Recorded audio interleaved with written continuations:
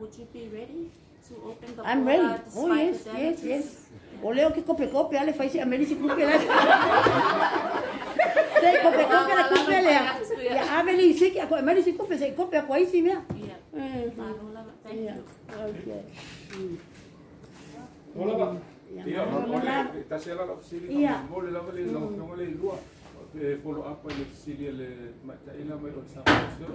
Tu langa lava ia pe apa pe te tala mai tanto borders. Ia, le ua mo tino lava le uta pena ia Satuiatua ina ia vale lei a o na mo se le na ia. Te ka borders o mai na tu mai fa ko la pena i fo ia Satuiatua ma nisfa te ma lo tu langa ia ina ia man ku pe le pe ia ko bitis fu ia. Ia, baftai, amang jo fo amala. Yo fo fa no fo ise.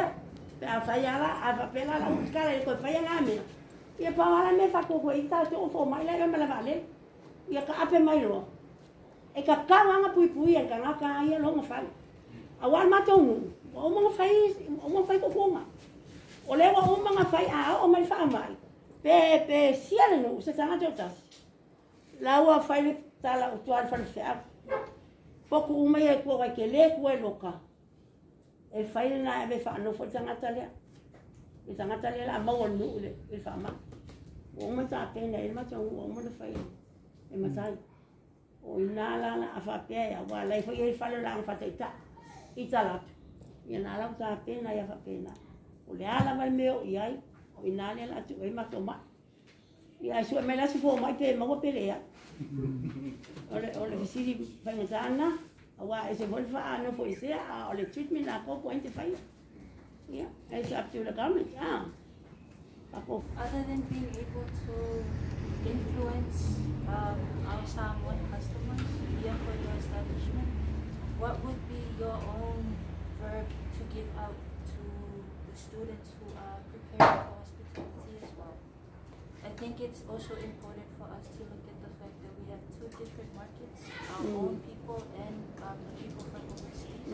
What would be your advice as somebody who has been in the industry and is teaching the trade to generations in your own family? What would be your own advice? Ola advice ia mo tangata mai fafo.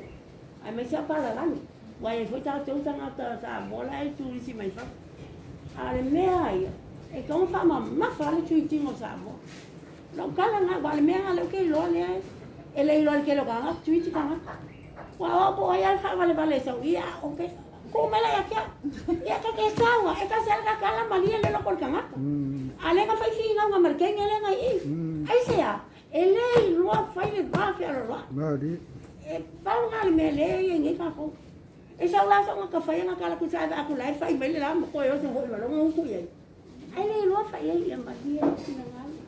Oli tu la fono e ama. Ia mo lena, mo le si mena le fa ile. E o mai inter fo man to le fa ma malu malo. Ia ka ke fa longo mai ai, o la fa le kala le fa ko pia. Sa ku va ai. Si fa ile ka. Ka mo tu ro ia ma fa ma fu che lo visu. Ai sa wala ia le i. Me fa ngo fie Ia wala ngole ia ka ka mo pungi a ko le me. Ia. Ora me ngalo ke fa tua ia i la fai turisi. Fai le si ia ku fai ka ko ka. Ai pa wala me ia le lei la pi, ia le lei o fofonga. Ia le lei o fa matalanga. Ia male ama. Wai ata mai titi te le lo ko pe me la sona ta mai titi Wai sa la skan ka fe ki va ku lava. Pe la o muluk tari ka ko fo inga ele Foi me vai. An se so ngange, you know. Ale ese fai mo vie. E mo ko ai le lo la va fai le va fare lo. O le menga le ku. Le se ka mo le la va tu na tu ma ne la mai borders. Ia. O e se fu fa ko yo o e me se la vai nei ia ko se fu ko ko ave ta industry ato. Ine fa tu mo ina le tau le we wa lo mai tau ko pa u wa tau o sa tu fa te ma te mi nei ever since the lockdown. ai atu tala tatu pole ia e tu mai tu tanga mai fa ia mo ki ngo ia la tu han ko mo tatu fatu malo ia mi se rolera ti sili atu mo tatu loko ma ke lava ia te fu fa mo le pe atu mo la vata mo tatu tanga to ala si me na wo fi tan sa mo pa u tatu fatu malo ne ve ma e sa unei ia wa una le moea ia le lei na fa suta la se moe ai ia mai ale sa ai uma le na wa sa fa mai e me fa na fa me sa ti ia manjola o e tu tongi ro ti le a fu atu la e wa tele atu la na me le la tu tongi mai le tau a to le pe ana fa pe tongi tau a to me ia pa wa ka ko wa isi fu pe a ke ko fi ai fa me la se na ko lunch nangi you know o ke le ku ala le pe an so mai na suel a e sau a fa ko fix the fulu e a me mai nga lua ko kongi awa mai ma wa ya kupe awa ke a lo so ko ai no wa fi ai mai se fa me la ska fi sin dit ia vai lo sul di mar ka o fi sin dit ia mar fa se fulu le ko ki ka ko le ka o le mo mai nga lua see it's a big difference on me la nga lo e ka ngaka e ki tau ingi fa pe o nga lo mo ai always that ke sa wa ki fia ka ma fia un coffee fia askulimi you know ia e la ka ika ale a sa moa e pa o alo ko o pe o mai pa langi pe ai pa o alo ko ngai ia lo mato wa umol fata no ngalo mtua wala fia nga fe ale lua ia lo mato mai lo e pu atu ia fa fo foi ia pe ona ia fa dia fo tanu ma ne ia ona fa le o ia e mo le tatu tunu po ia ni se o lo fia ta fa mai Savaii ma na ia le malu e mo nga busa nia e nga te rota inamu mo ele ainga ia fa pe fo ia le fa na e penga fo ia po ai la fa o mai malanga mai fa velave o le ala vestu langa ye ta sine fa leo tele fa leo ta si do tolu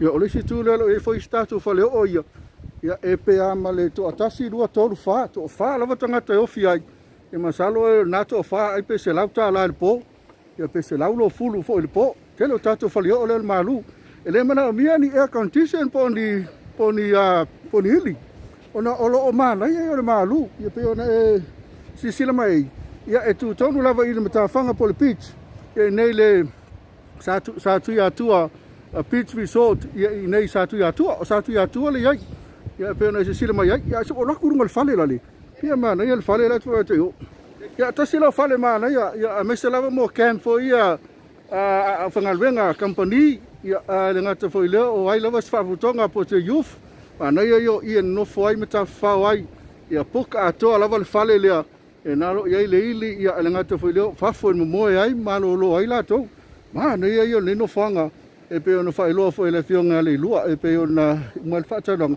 ma na ia yo le pitch ia le ta ele ia pe ona sisila ti ai o ko se ma na ia mo ainga o ai lava fia ta fa mai ilumanai ia a po tatou ni sa moa ia po ala se taimi la fia ta fa mai ai leo e sila mai le matango fia le beach ia inei Satuiatua Resort inei Satuiatua ia o le si foi mea matango fia inei Satuiatua Beach Resort ia le tatou la au lea ro ia le mana ia lunga ina le skepu ke le lava na ia e te savali ai lunga ma e no fo ai ma e mata tu ai le mau lunga foi e se foi mana ia me se lava pe a foi fia mo se view mana ia foi le lava ai e te vava ai tu ai em foi ona vava ai tu le tu ai o e tu vava ai mai foi le tu le sami ko ia na se tatu tunu pele o Samoa o fela mena te mafuta mai ai po tunu fafu Amerika Australia New Zealand ia po nei foi Samoa o po fela mena te mafuta mai ia le fai lo atu le tatu Satuiatua Beach Resort inei Savaii e tua inei Satuiatua o le fioanga nei Satuiatua le malato resort le ma nei ia pe ona ia ni mata fanga ma nei ia e te ta ele ai ia ma e fa malu ai ngate le fa le ona pe ona fai lo atu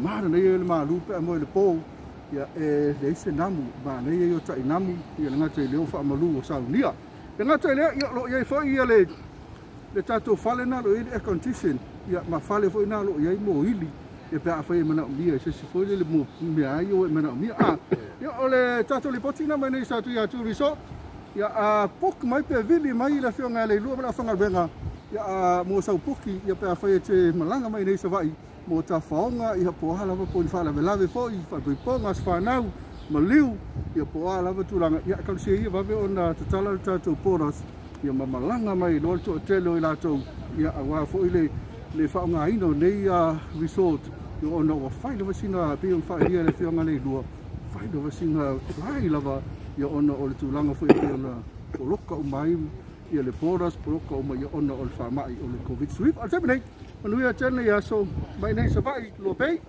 to fase fo